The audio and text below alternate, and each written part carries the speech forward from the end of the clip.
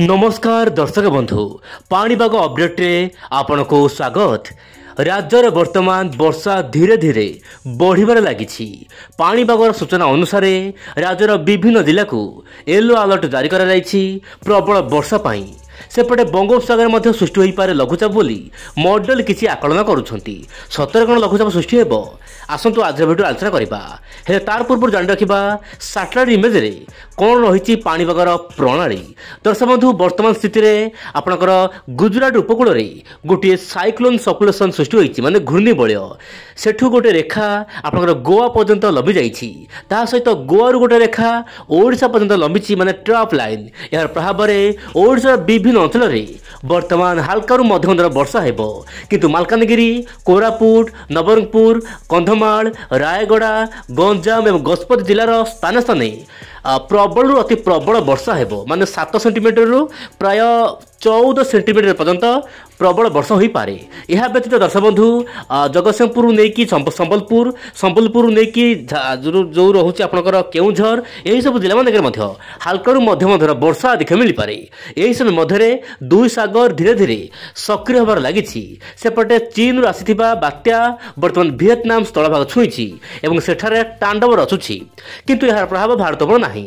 किंतु वर्तमान धीरे धीरे मौसुमी वायु अग्रसर करने पाग अनुकूल हो पारे। आगामी 24 घंटा मध्य प्रदेश ओडिशा विभिन्न स्थान में वर्षा बढ़िबो। ओडिशा, छत्तीसगढ़ ता सहित जो रोचे झारखंड यही सब राज्य को मौसुमी वायु जावाई संपूर्ण पाग अनुकूल रही। आप मोबाइल देखु। किंतु बड़ खबर कहवाक चाहिए विंड ओडा चैनल माध्यम जितेबाला पाणीपागर कौन परिवर्तन आसे सर्वप्रथमे मुझे कहवाक चेष्टा करें। बर्तमान कहना चाहिए दर्शक बंधु मॉडल मानकर आकलन रहुछि कि बंगोपसागर रे केवल घूर्णिबलय ही सृष्टि हो पारे। लघुचाप नहीं वर्तमान सेते बड़ अपडेट आसुना। मु पूर्व भिडियो कही लघुचाप हेबो बोली किंतु पाणीपाग बहुमात्रा रे परिवर्तन होबार लागिछि।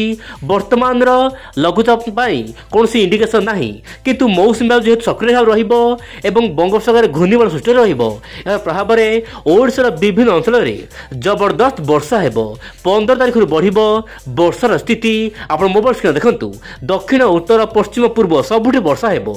यही समय मध्य दुई मॉडल जेपीएस एवं एआई मॉडल। दर्शक बंधु जेपीएस मॉडल प्रथम आलोचना करबा। जेपीएस मॉडल वर्तमान सेते बड़ खबर दौ नाही किंतु जेपीएस मॉडल लगातार इंडिकेशन करूछि कि बंगोपसागर रे लघुचाप हेबो एवं यार प्रभाव रे ओडिसा रे भल वर्षा हेबो। मु आपन कहबो चाहिबी जेपीएस मॉडल रे वर्तमान बहुमात्रा रे एरर रहिछि बा भूल आकलन दउछि। कारण अन्य कोनोसी मॉडल माने लघुचाप हेबो बोली वर्तमान सुधा स्पष्ट करू नाहांती। केवल जेपीएस मॉडल कहूछि लघुचाप सृष्टि होई पारे किंतु यार प्रभाव ओडिसा रे ही अधिक रही पारे। ता सहित मौसुमी सक्रिय रहिबो। देशर विभिन्न स्थान में प्रबल अति प्रबल स्थान विशेष रे एक्सट्रीमली रेनफॉल हो पारे। किंतु जो रोचे झारखंड, छत्तीसगढ़ एमती कि गुजरात पर्यटन प्रबल वर्षा रही पारे। यह सहित एआई मॉडल दर्शक बंधु ईसीएम जो रोचे एआई मॉडल यह आकलन करुछि कि आपनकर गुजरात उपकूल रे गोटे लघुचाप केन्द्र सृष्टि हो पारे जहाँपाई कि प्रबल अति प्रबल वर्षा आपनकर जो रोचे कर्णाटक ता सहित गोवा, केरल, तमिलनाडु यह सहित महाराष्ट्र केतक अंचल में मध्यम प्रबल वर्षा हेबो। यह सहित बंगोपसागर गोटे घूर्णिबलय सृष्टि हो पारे। बंगोपसागर घूर्णिबलय जोगु ओडिशा को पूर्वरु वायु आसिबो जहाँपाई कि ओडिशा तुहकु तुहा वर्षा हेबो बोली जहाँ एआई मॉडल कहूछि। दर्शक बंधु आप कहबो चाहिबी एआई मॉडल जेतेबेले कोनसी पूर्वानुमान करिथाए बहु कम समय मध्यरे यह सत होइथाए किंतु जेपीएस मॉडल आकलन करबा वर्तमान सटीक हेबो नाही। किंतु एआई मॉडल आकलन अनुसार देशर विभिन्न भाग में आगामी दिन में वर्षा बढ़िया पाग अनुकूल हो पारे। तेबे दर्शक बंधु वर्तमान सारा भारत में जदि देखिबा वर्षार स्थिति आपण मोबाइल स्क्रीन देखंतु आगामी 24 घंटा मध्य देशर विभिन्न भाग में वर्षा रहिबो। किंतु यही मानचित्र हेउची आपनकर 15 जून रु 25 जून रो मानचित्र।